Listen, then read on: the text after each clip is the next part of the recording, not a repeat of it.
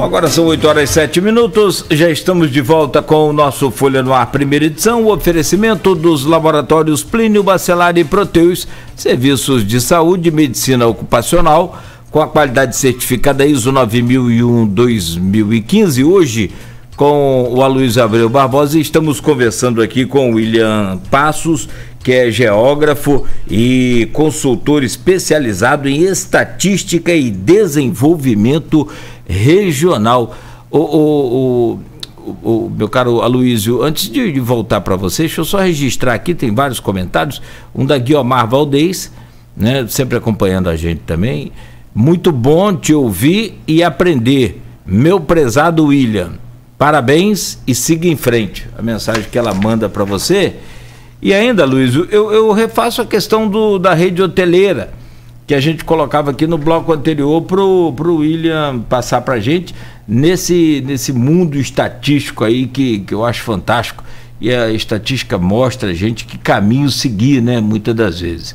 William, a rede hoteleira de Campos cresceu muito, mas ainda assim é menor do que a da região dos lagos, ou de Macaé, se você quiser exemplificar, por favor. Sim, né? Existem menos pernoites em Campos, né? E também o fato de Campos não ser uma cidade turística, né? Então isso exige menos da rede hoteleira. A rede hoteleira em Campos, pelo menos a que surgiu nos últimos anos, se a gente fazer um levantamento, a gente vai ver que nos últimos anos a gente teve um outro tipo de perfil hoteleiro chegando em Campos, né? Um perfil hoteleiro mais sofisticado, né? Com outros tipos de hotéis. De certa maneira, eu percebo que tem uma associação, claro que não é só isso, mas é também isso. Ela tem uma associação com o movimento do aeroporto de Campos, né?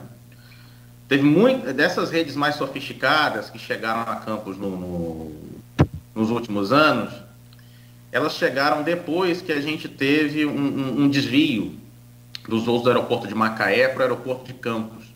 O aeroporto de Macaé foi esvaziado, os voos passaram a ser feitos pelo aeroporto de Campos, e aí de repente surgiram, né, esses hotéis. Eu me lembro que em alguns deles eu cheguei a ir até eles, conversar, para perguntar qual é o perfil de quem se hospedava ali, e a resposta que eu recebi era de quem aguardava voo, né, no aeroporto de Campos, voo para embarque, desembarque, ou de alguém, por algum motivo, que ia fazer uma viagem mais longa e aí resolvia parar num lugar para dormir e escolher a cidade de Campos para poder dormir, que é a circulação mais antiga. Mas eu acho que para a rede hoteleira em especial, você ter um aeroporto movimentando, né, ela é muito importante para poder manter o movimento e também para gerar uma expectativa, porque a partir disso você pode ter a realização de algumas atividades em Campos, né, turismo de eventos, etc. Você passa a ter infraestrutura para isso, né, e isso acaba ajudando a também dinamizar o movimento dos hotéis, né? William, eu comecei falando do programa, não entrevista contigo, o programa, falando da aumento de circulação do dinheiro em Campos, dinheiro, né, dinheiro declarado, dinheiro registrado em nota fiscal, emitido por CNPJ, serviço, 2,2 até semana passada, né, estamos no nono mês do ano, e contra 1,6 bilhão, né, de 2020. Mostra claramente um aumento da atividade econômica, do dinheiro em circulação. E dinheiro de divisa, que é mais importante. Dinheiro declarado. Campos vem um momento, desde 2014, que falamos também na abertura do programa, essa inter-relação dos fatores econômicos. No final de 2014, o preço do barril Brent de petróleo despencou, né? Chegou a quase um terço do valor, do dia para a noite, essas junções aí econômicas entre o Oriente Médio, entre Rússia, entre os grandes produtores de petróleo, e Campos sentiu muito impacto, muito. E 2014 para cá, já estamos em 2021, quer dizer, são 7 anos, né? 7 anos. A Folha fez uma série de painéis sobre essa crise econômica, até mandei para você é estudioso, ali de julho a setembro do ano passado, 11 painéis com 34 representantes da sociedade civil organizada, inclusive muitos colegas seus acadêmicos também participaram, embora não só eles. Como é que você projeta? Tem essa retomada aí dos voos da Azul, que você, inclusive, fonte. Como é que você projeta o que você vê da realidade econômica de Campos e o que você projeta no futuro próximo? Eu acho que Campos, num certo sentido, dá sinais, né, de consolidação, de um certo fortalecimento relativo. Havia uma discussão no meio universitário sobre o possível enfraquecimento de Campos com a economia, a partir da economia do petróleo, né? Digo a partir porque o Porto do Açu também não se localizou territorialmente no município de Campos. Mas como toda a região, ela precisa ter uma cidade maior que ela funciona como centro, né, de comércio, de serviços, como centro de ligação, né? Campos é o principal entroncamento rodoferroviário do estado, por aqui passa. Você tem rede ferroviária, ainda que desativada, rodoviária, quer dizer, no interior do Rio de Janeiro, né, quando você pega a porção norte do Rio de Janeiro, todos os caminhos passam por Campos, não tem jeito. Então você precisa ter uma área, né, geográfica com esse perfil. E Campos é a única opção para exercer esse papel. Então Campos acabou se fortalecendo. Isso é uma indicação de que Campos acabou se fortalecendo. Eu acho que a grande dificuldade, na hora de fazer uma leitura, é porque me parece que, por uma questão até histórica, existe a expectativa, a ambição por parte de quem é de Campos, que Campos seja um monopólio da região, né? De que tudo necessariamente esteja concentrado territorialmente em Campos. E existe uma certa frustração nesse sentido, porque o impacto do petróleo, as transformações produzidas, elas não foram locais, municipais, elas foram regionais. E quando essas transformações elas são regionais, elas acabam compartilhando. Não fica tudo concentrado num lugar só. Isso acaba se espraiando por outros lugares e ninguém acaba concentrando tudo sozinho. Então me parece haver uma certa expectativa, uma certa frustração por parte de campistas em relação a isso. Mas eu entendo que isso não foi ruim, né? O fato da gente ter a produção de transformações regionais e não municipais, ela não foi ruim. Você imagina se a Bacia de Campos tivesse se instalado em Campos. O que a gente teria no território do Rio de Janeiro, acompanhando o litoral a partir do Rio de Janeiro, passando pela região dos lagos?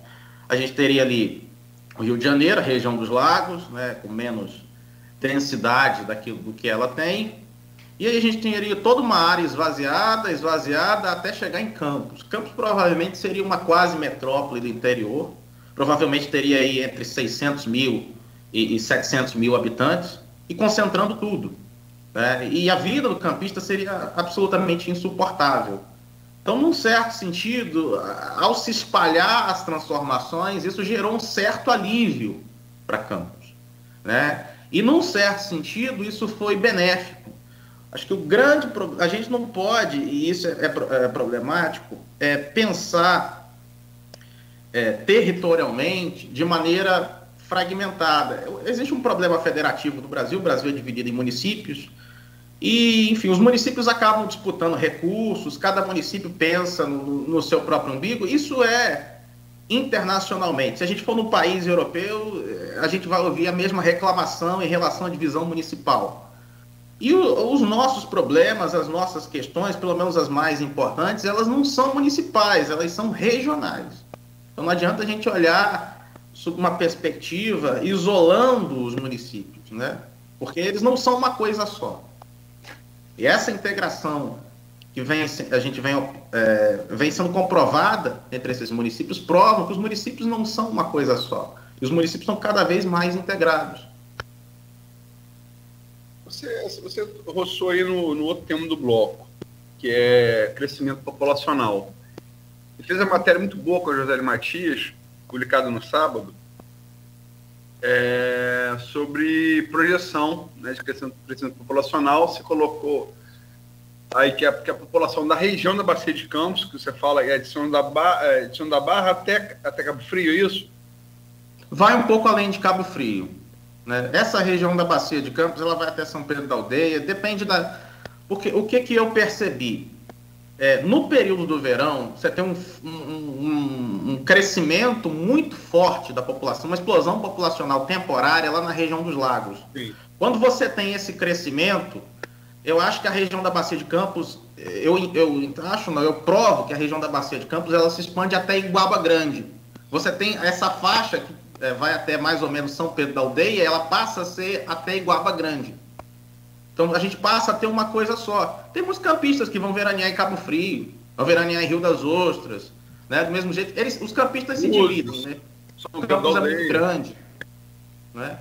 Então a gente passa a ter um processo, principalmente no verão, Aloysio, de muitas, além da circulação para trabalho, a gente tem uma circulação muito forte. A circulação para estudo diminui, mas a circulação turística ela se intensifica. Então a gente tem uns problemas, o trânsito faz a gente perceber isso, né? A ocupação dos ônibus faz a gente perceber isso. Sim, mas vamos lá. Então, São da Barra até São Pedro da Aldeia. Só quero registrar que a Tafona é mais bonita que qualquer praia de São Pedro da Aldeia. Mas, dito isso, a pergunta é a seguinte. Você projetou aí a aproximação dessa região, que no verão seria até Iguaba Grande, como você acabou de dizer, em 1,5 milhão de habitantes, né? Que é bastante considerável. E projetou o município de Campos, especificamente, como você disse aí, explicou de vários motivos, né? Serviços, polo universitário. Campos é o polo dessa região que a gente não batiza a região, né? Bacia de Campos, polo da Bacia de Campos. Mas o município de Campos se projetou aí alcançando em 2023, daqui a apenas 2 anos, 524 mil moradores. Pode falar um pouco sobre isso, em que cálculos você usou para chegar a esses números? Esse cálculo eu reproduzi o cálculo que o IBGE utiliza. Né? O IBGE, no ano que não tem censo demográfico, o IBGE ele estima a população com base no método antigo, bastante conhecido, chamado IBPI. Esse método ele leva em consideração uma reprodução ajustada no crescimento no intervalo dos últimos censos. Então ele pega lá o crescimento no intervalo entre os censos de 2010 e 2000, que são os 2 últimos censos que a gente tem, e aí faz um ajuste com o número de nascimentos, com óbitos, e faz uma estimativa da evolução da população anualmente. Isso é obrigatório por lei, e isso está vinculado a repasse de recursos. Então o Fundo de Participação dos Municípios está associado a isso. Então quando a população dos municípios cresce, o repasse, as transferências obrigatórias, constitucionais, etc., e de alguns fundos, crescem na mesma proporção. Quando a população diminui, o repasse desses recursos para as prefeituras, e consequentemente isso tem impacto no orçamento, também diminui. E no caso de Campos, em relação a Niterói, que acho que simbolicamente, eu acho que seria talvez um maior símbolo, né, do que o petróleo produziu. Isso não é muito efetivo, mas isso é bastante simbólico. No caso de Campos, esse crescimento ele se dá por 2 motivos. Primeiro, porque Campos tem um ritmo de crescimento que é quase o dobro do ritmo de crescimento de Niterói. Só pedindo a licença para usar um dado técnico aqui, o incremento absoluto da população de Campos gira em torno de ultrapassa um pouco 0,9 por ano. E Niterói ultrapassa um pouco 0,6. Então, quer dizer, o incremento populacional de Campos, quanto Campos ganha população a cada ano, é quase o dobro do de Niterói. Então, esse é o primeiro dado. E o segundo dado, que também é consequência desse, é o fato de Niterói ter uma população muito envelhecida, né? Niterói tem muita gente, concentra uma população aposentada muito grande. Então é um município que tem uma renda muito elevada, é um município proporcionalmente com renda mais elevada do estado, muito mais elevada do que do município do Rio de Janeiro. E é um município também que tem um perfil muito envelhecido da população. Consequentemente, tem baixo nascimento e, consequentemente, a população cresce pouco. Então, nesse sentido, Campos se beneficia, né? E mais cedo ou mais tarde, a gente vai ter essa ultrapassagem. Esse cálculo eu fiz com base na estimativa dos 2 últimos censos. A gente vai ter uma atualização, porque provavelmente a gente vai ter um censo no ano que vem. Então, a gente vai passar, tem 2022, a população censitária, isso vai ser divulgado, e a partir de 2023 as projeções vão passar a ser feitas, em vez de com base no intervalo entre o censo 2010 e 2000, com base no censo 2022-2010. Mas, de qualquer maneira, esses dados apontam para um processo que é irreversível. Seja ele em 2023 ou seja em 2024, a população de Campos vai ultrapassar a população de Niterói, porque o ritmo de crescimento é quase o dobro, porque a população de Campos é muito mais jovem. Acho que apostar nisso é mais ou menos como apostar na China e na Índia, né? Pode demorar mais, pode demorar menos, mas elas vão dominar. O domínio o da China já existe econômico, né? Mas a Índia também vem atrás e a projeção de crescimento deles é inevitável que eles alcancem papéis protagonistas no mundo. Agora, vou voltar ao primeiro ponto. Eu não sei, Nogueira, desculpa, porque a gente está muito sem comunicação. Sim. E a culpa é minha, eu estou sem WhatsApp. Não, tranquilo. Vendo vocês e sem ver o streaming também. Não, eu só queria... Quer fazer uma pergunta, por favor? Sim, obrigado, Luiz. Não, sem problema. A questão do que ele coloca aí do IBGE, e aí eu pergunto a você, William, o censo brasileiro é feito a cada década, né? Sim. O último seria, por obrigação, 2020, que, né, foi feito em 2010 e 2020. Por falta de verba, alegado pelo governo federal, não houve, então, o censo 2020, não vai ter em 2021, por conta de pandemia também, aí vai, né, juntando, agregando essas informações, fica para 2022, conforme você antecipou.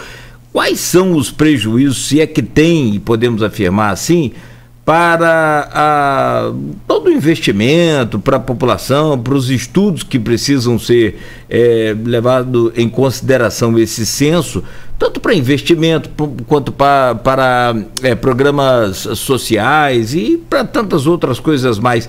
Quais são os prejuízos? Falta de informação, a gente fica no escuro, né? A gente não fica impossibilitado de tomar decisão, seja o setor público, seja iniciativa privada, com precisão. Porque fora do período do censo demográfico, a gente não tem dado para interior. Dado para interior no Brasil só é gerado nos censos demográficos. Entendeu? Então a gente não tem, quando tem dados para o interior, são dados coletados fora do IBGE. E aí a gente não tem dado não são dados estatísticos oficiais, porque o IBGE faz estatística oficial. Por exemplo, quantidade de pobres de Campos. A gente pode pegar um levantamento da prefeitura, mas os dados da prefeitura são dados administrativos. Tem uma outra base, é um outro tipo de levantamento, um outro tipo de tratamento. Fica até difícil a gente comparar, se a gente quiser fazer uma comparação precisa. Então a gente fica no escuro, o prejuízo é esse. A gente não conhece, não sabe o que está acontecendo, não sabe qual foi o impacto de todas as mudanças até antes da pandemia, sabe menos ainda qual foi o impacto da pandemia. É uma situação muito complicada, entendeu? A gente fica no completo escuro. O último dado que a gente tem, da maioria das coisas, é de 2010. Por exemplo, quantos migrantes Campos tem hoje? A gente não tem. O último dado que a gente tem é de 2010. A gente sabe quantos migrantes Campos tinha em 2010. Quantas pessoas saem de Campos para trabalhar, residem em Campos e trabalham em Macaé? O último dado que a gente tem é em 2010.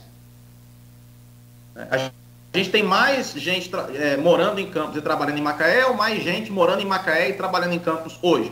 A gente não sabe. A gente sabia em 2010. Então essa é a situação, é de apagão estatístico. Apagão de informação.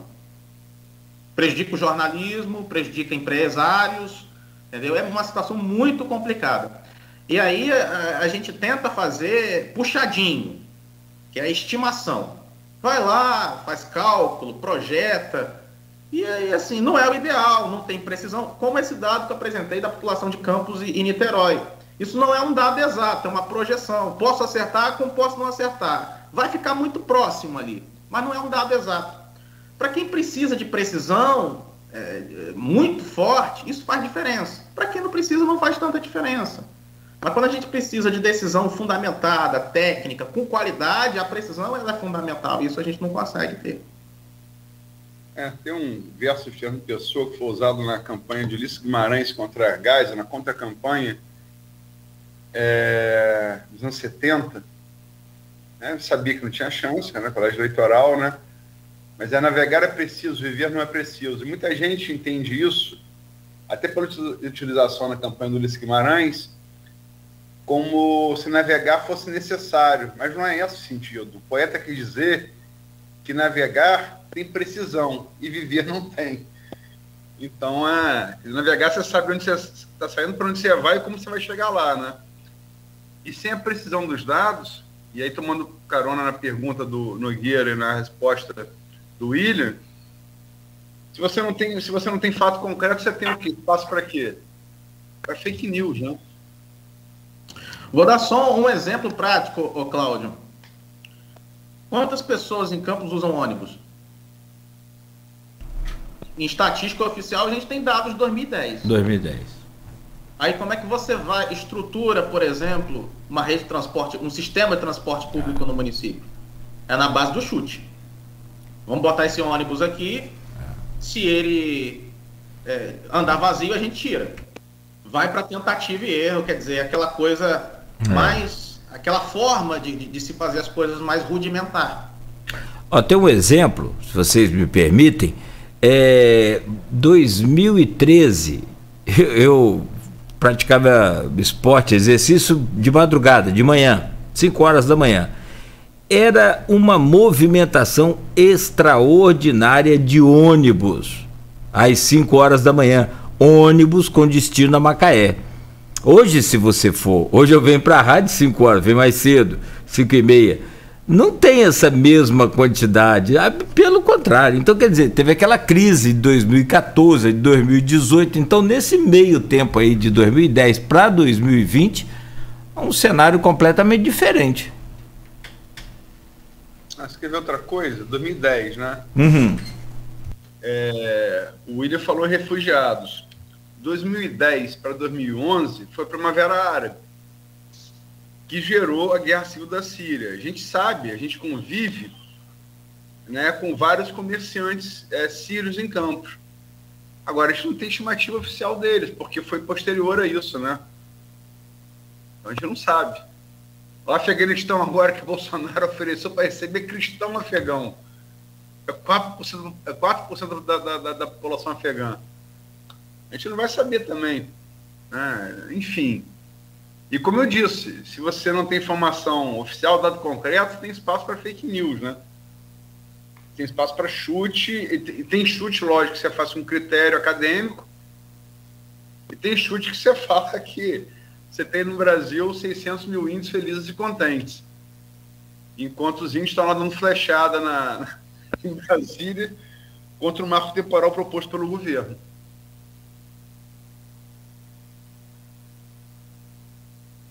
Em conta isso, William? Essa questão de crise, ou é possível levar isso em conta? Porque aí é a questão holística, né? Você vai no que a Luísa falou agora aí. A gente procura ter sempre um olhar transversal, né? Além dos dados, né? A gente pega, assim, olha o processo, né? Pega o dado de um ano, vê como que foi a evolução dali para trás, e com base nos elementos que a gente tem para frente, a gente vai lá e projeta, né, prospecta, né, o futuro. Isso é o que ajuda a driblar um pouco, às vezes, a superfície dos dados, às vezes a ausência de dado, de informação. Mas a gente vive um momento bastante complicado em relação a apurar a realidade, porque A gente vive um apagão estatístico, né? A gente teve uma pandemia, né? E pior, a gente tem pouquíssimos dados que são atualizados mensalmente, anualmente. E parte desses dados também foram apagados, né? Foram interrompidos a divulgação durante esse período. O mercado de trabalho é um deles. A gente teve alteração de metodologia e alteração de forma de informação no meio da pandemia. Então, os dados que os jornais divulgam sobre geração de emprego, aquilo ali é um chute. Porque quando você tem transição de sistema, você precisa de um tempo para as empresas se adaptarem, um tempo para os contadores se adaptarem, eles aprenderem como é que faz a informação novamente. E durante a pandemia, além disso, a gente teve aqueles casos daquelas empresas que fecharam e não informaram, não conseguiram, por algum motivo, informar. Então, a gente tem uma superestimação de geração de emprego formal. Aí a gente tem 2 dados de emprego formal, que normalmente a gente compara para poder tentar descobrir qual é a realidade. Um são o CAGED, né? O CAGED do Ministério da Economia, a RAIS é anual, mas o CAGED é mensal. E o outro é a PNAD do IBGE, que aí tem aquele problema que eu levantei. A PNAD só pega a área metropolitana. E a base de comparação estatística, porque o dado, por exemplo, de emprego, a PNAD pega desemprego, né? E o CAGED pega geração de emprego com carteira assinada. Não pega também o servidor público. É só emprego com carteira assinada. Servidor público se for seletista e servidor público. E aí a gente faz uma comparação da geração de emprego formal com o desemprego para poder a gente tentar entender qual é o cenário. Só que no caso da PNAD, da taxa de desemprego, a gente só tem para a área metropolitana. Então a gente, na verdade, não sabe. E o censo também, eu acho que a partir de agora não vai pegar isso. A gente não sabe, na verdade, qual é a taxa de desemprego que tem no município do interior. A gente não sabe qual é o desemprego que tem em Campos. A gente consegue descobrir geração de emprego formal. Agora, taxa de desemprego da população campista a gente não tem. Essa é a situação, esse é o drama. Eu só queria voltar, antes de acabar o bloco, sei que já passou até do horário, Cláudio Nogueira, mas é o tema inicial. O tema que a gente começou a abordar primeiro nesse bloco, são 2 temas, né? Em relação à crise econômica de Campos, William, você tem estudado muitos dados, dominando essa técnica e do IBGE, com poucos acadêmicos aqui na região. Esses painéis, eu até te mandei eles, pessoas distintas, sindicalistas, empresários, né? Acadêmicos de diferentes áreas de formação, né? Enfim. Você tem, entre as várias diferenças, 3 pontos consensuais para Campos tentar sair da crise. Retomada da vocação secular agropecuária, adoção integral do pregão eletrônico para baratear a compra e parceria com o polo universitário. Em rápidas letras, como é que você vê essas 3 alternativas e se você teria uma sugestão de alguma outra? Eu veria de uma maneira ampliada. Eu acho que seria estimular a diversificação da economia, fortalecendo aquilo que já existe, não só as atividades agropecuárias, mas fortalecer comércio, fortalecer serviços. Comércio ele é muito importante, serviços ele é muito importante. Fortalecer comércio de bairro. Campos é um município que está se policentrizando. A gente tem um esvaziamento do centro, um fortalecimento do comércio dos bairros. Esse comércio precisa ser olhado. É um comércio importantíssimo, né? Esse comércio que segura a economia do bairro. E a gente não tem um olhar para ele. Em relação ao pregão eletrônico, acho que a gente precisa adotar todas as estratégias possíveis de otimização dos gastos. Não é só pregão eletrônico, é contrato também, muitas vezes, que pode ser barateado, gasto desnecessário que pode ser reduzido. Enfim, eu acho que a questão é Campos passar a se enxergar como passar a administrar como um município de interior. Os municípios de interior, eles otimizam muito mais o seu orçamento, né? Porque eles têm uma receita muito mais reduzida. Então, acho que olhar mais para os municípios de interior, ver como que eles fazem, né? São municípios que se esforçam muito mais para buscar o que se chama dinheiro novo, que foi até algo bastante falado durante a campanha eleitoral. E em relação ao último ponto que eu esqueci, qual foi? O último ponto, parceria com as universidades. Eu acho que as universidades precisam se integrar, Aloysio. Inclusive, se você andar pelo Brasil, municípios de interior, municípios de Minas Gerais, tem muita cidade universitária em Minas Gerais, interior do Brasil, Nordeste, você vai ver uma presença muito mais forte da universidade na vida do município. O município ele não tem cinema, a sala de projeção é da universidade. O município é um município turístico, ele tem uma série de eventos turísticos no calendário, mas a universidade também faz eventos turísticos, e esses eventos turísticos da universidade não são exclusivamente direcionados aos estudantes, ao público da universidade. São eventos que ajudam a dinamizar a economia, ajudam a dinamizar hotéis. Acho que pesquisa muito mais voltada para solucionar problemas locais. Eu acho que as universidades precisam fazer essa integração, né? A gente tem isso de maneira setorizada, em alguns setores, mas acho que isso precisa ser feito de maneira mais integrada. Acho que a universidade precisa chegar mais próximo do município, né? Eu vejo a universidade em campos ainda muito isolada, muito encastelada. Eu acho que precisa se romper isso, né? Eu acho que em outras palavras, eu acho que a universidade ela precisa se deselitizar. Eu sei que ela tem dificuldade, porque historicamente ela surgiu como uma instituição de elite para elite, né?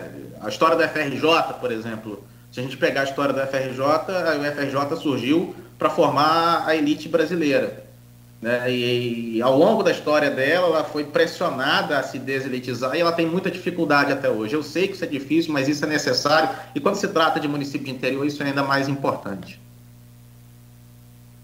Perfeito, perfeito, perfeito. É papo para a semana inteira, mas vamos fazer o seguinte, e essa questão da universidade aí é fundamental, é o que a gente fala de extrapolar os muros aqui, a gente sempre tem ouvido dos reitores essa tentativa de fazer essa conexão aí que você citou muito bem. Vamos fazer um rápido, sim. Você é formado na UENF, William? Eu fiz mestrado na UENF. Não, então você deve conhecer a expressão que é muito famosa lá, né? Os PhDs.